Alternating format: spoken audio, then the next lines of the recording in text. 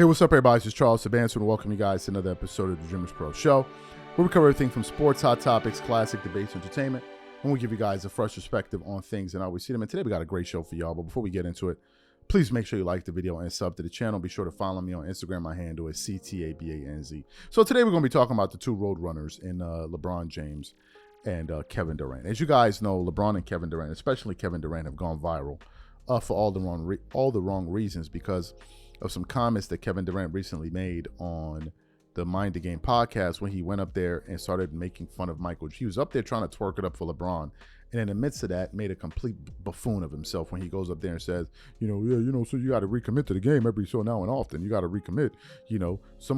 Some people decide they want to go play baseball while others recommit, and then they over there cackling and giggling like a pack of hyenas or something like that, right? And then somebody had to make it clear to Kevin Durant, like, you do know Jordan's father passed July of 1993, right? After that, he retired, right? The reason you're making fun of him to go play baseball is because his dad always wanted him to play baseball. You do realize y'all looking like two super bozos right now, right? Y'all do realize that, right? But Mind the Game podcast is it's a stomping ground for people that want to hate on previous eras. No one has done it more than LeBron James and all of his cohorts. Just the other day, he was laughing about we done with the 90s, right? So we had that. So yesterday, Charles Barkley was on Outkick. And they were talking about a bunch of things, but he made some headlines for some comments that he made, and I got this from NBA Cinema, where Charles Barkley was basically checking LeBron James and Kevin Durant after their disrespectful comments about Michael Jordan and his era. And I'm like, this is what we need, because we need to start hearing from some other great players here. But before we even get into what Charles had to say, today's video is brought to you by our sponsor, Prize Picks. Prize Picks is America's #1 daily fantasy sports with over 10 million members. Prize Picks makes it easy to get real money action on the sports and players you love. You pick more or less on at least two for a shot to win up to 100 times your cash. For example, this week on Prize Picks, I'm looking at the upcoming NBA schedule and selecting Stephen Curry for more than 29 points and Kevin Durant for more than 27 points and Anthony Davis for more than 12 rebounds and Luka Doncic for more than 8 assists. If you're like me and you like to play it safe, you'll love Prize Picks' new feature, Flex Plays. It's the safest way to play. You can still cash out even if your lineup isn't perfect. Plus, you can double your money even if one of your picks doesn't hit. On top of this, Prize Picks puts their members first, so all withdrawals are fast, safe, and secure. When my picks hit, I can get my money as quick as in 15 minutes. So download the Prize Picks app today and use code CLNS to get $50 instantly when you play $5. That's code CLNS on Prize Picks to get $50 instantly when you play $5. You don't even need to win to receive the $50 bonus. It's guaranteed. And remember, whenever you support this sponsor, you're supporting this channel. Thank you. So what I want to do now is I want to play exactly what Charles Barkley had to say on Outkick about Kevin Durant and LeBron James, the two road runners in the NBA. And I'm going to come back and continue on the show. Take a listen to Charles here. Kevin Durant and his legacy, is he being tarnished? Where are you at with him? You mentioned your top 7 guys. Where are you at with what's happened recently with Durant, with the Suns, and, of course, with Brooklyn? Yeah, Kevin's a great player. I think that his legacy is complicated. I don't like any guys who join super teams. I'm biased against LeBron when it comes to comparing him to Michael, joining Dwayne and those guys. Because, when we had this debate, and LeBron's amazing and spectacular, but I was like, Michael didn't join anybody. He just kept getting his ass kicked and got bigger and got stronger and finally knocked the wall down. And, Kevin, who's a great player, other than the fact when he joined the Warriors, he hasn't been successful anywhere else. And I don't hold that against him, but he wants to be considered in that list. He's not on that list. He's not on that list. He's a great, great player, but he's not on that list. He wants to be like, wow, he's not in a GOAT conversation, because you're not, plain and simple. You had great success when you joined the Warriors. But not only did you not have success, you actually flamed out in those other places. You got swept last year in the playoffs. You didn't even make the play-in this year. So those are just facts. I don't hold guys not winning the championship against them, because it's a team game, first and foremost. Yeah. But you got to have some success.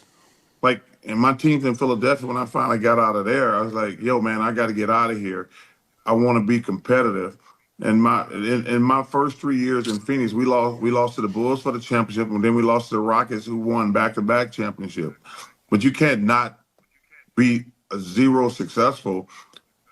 So listen, man, I had a great career. I was so lucky and Yeah. blessed to play in the NBA for a lot of years. And like I said, I don't hold guys not winning the championship because it's a team game. And it's complicated when you trying to win. I mean, everything has to go great. Like Chris Paul, to me, is one of the most underrated players in NBA history. Russell Westbrook, I love that guy. But Karl Malone, obviously Patrick Ewing, these guys are some of the all-time greats, but they just were never on a team good enough to win it. Great. So you heard what Charles Barkley had to say. What are my thoughts on this? Listen, okay. We went on a all-time rant yesterday on our show when we were reacting to what former NBA player, #1 draft pick, Kwame Brown had to say. Kwame Brown took these dudes to the shed and beat the living hell out of them. Like, he totally dealt with these dudes, as he should have. Because what KD and LeBron were, especially KD came out of that thing looking like a super bozo. These guys fashioned themselves as historians of basketball, but they don't know that Jordan's father passed in 1993, and they don't know that Jordan and his father had a very close bond. And I think his father's favorite sport was baseball and always wanted his son to play. They don't know nothing of that. KD just up there flippantly with a bottle of wine or whatever it is. Talking about, yeah, man, some people run and go play baseball. They don't even know. And LeBron over there cackling like one of them hyenas from Lion King. Like, he's just up there laughing it up, right? Steve Nash on that show is embarrassed. Not only is he embarrassing himself, he's embarrassing his era. Steve Nash was drafted in the 90s, bro. You could do a little bit better than just say, yeah. You could push back just a little bit, Steve Nash.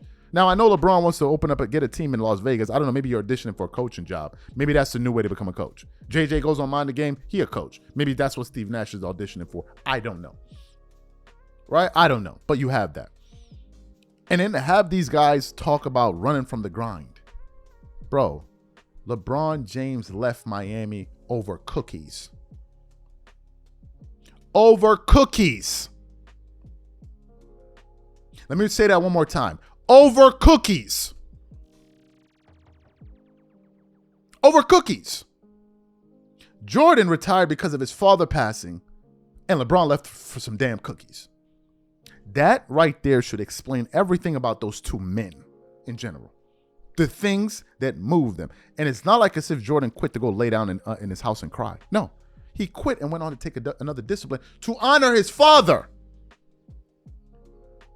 He did it to honor his father and what his father, that's how much of an indelible impact his father left on him. And then you have KD up there, Kevin Durant up there saying what he said so flippantly.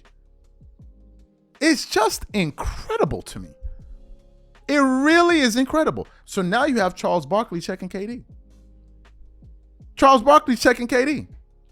And he always called him a bus rider or whatever the hell it is. Bro, you got dudes that are being called road runners, bus riders, cookie monsters, cookie bread monsters. And they the ones laughing on Jordan's legacy, bro. It doesn't get any more delusional than what we're witnessing from these guys. And it's turning out to be that this is the most disrespectful era that we've ever witnessed in the NBA. But I got some news for y'all, and I thought about this yesterday. Here's what's going to happen. You see, they don't know it now, but they're going to find out soon. When LeBron James and Kevin Durant retire,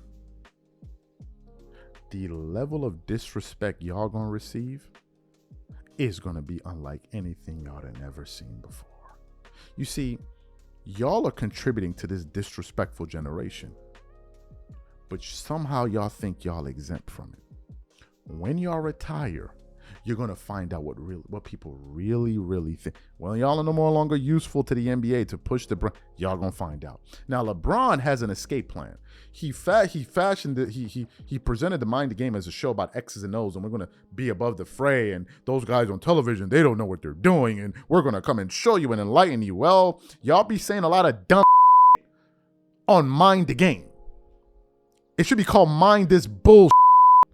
Y'all was supposed to be up there to enlighten NBA fans on how to really talk about basketball. It lasted about a month. And now what Mind the Game is just another podcast where LeBron can propagate and just give misinformation. That's LeBron's way out. LeBron is so transfixed on protect that he figured, okay, the way I'm going to protect my era, my career, my legacy or whatever, is I'm just going to be on this show just defending myself all day long and trying to repurpose my career to make it seem like it was one way when in reality it was another way. That's the goal. That's LeBron's goal. That's his goal. He won't go away. He refuses to go away. But we going to see. These are my thoughts. Let me know what you guys think. We catch you on the next show and I'm out. Peace.